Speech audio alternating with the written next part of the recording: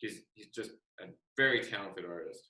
In fact, Mike Gabriel, you know the Disney logo when you go into theaters, you see the castle and right, that the Walt Disney Studios logo was designed and directed by Mike Gabriel. Ooh, Where the line does this. Yeah, he and I designed that, and I produced it. He directed it together for the studio. We redid it entirely back in, I don't know, 2004 maybe, and that's the one that's still used. Anyway, Mike designed the whole thing, but I only that's a tangent. Mike, in the storytelling, they wanted to have a mystical character, one that could symbolize the spirituality of the Native American people. And so I believe he came up with that design and that idea. Based on, now I'm sorry, I'm remembering a bit of trivia. There was a wonderful original Disney artist by the name of Joe Grant. Joe Grant was on Snow White, was on the movies way back in the day. He was very old at that time, and I believe he fed Mike an idea of how to incorporate the spirituality of the Native American world in a character. I'm pretty sure it was Joe Grant that gave Mike the idea, and then Mike developed it further. Nice.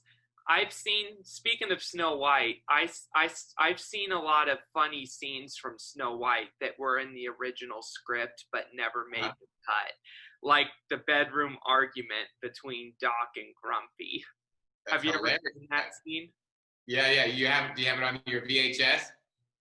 No, but I had it on a Snow White DVD years ago. Okay. Back when I watched DVDs. Yeah, that's on one of the collections that they produced some years ago.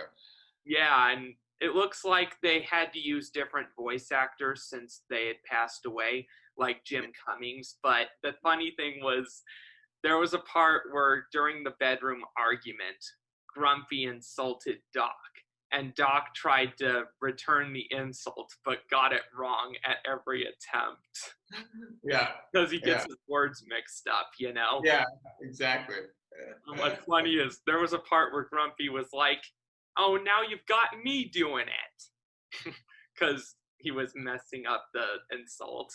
And I also learned that the actor of Doc, whose name was Roy Atwell, I believe, I learned that Roy actually made a career off of getting his words mixed up.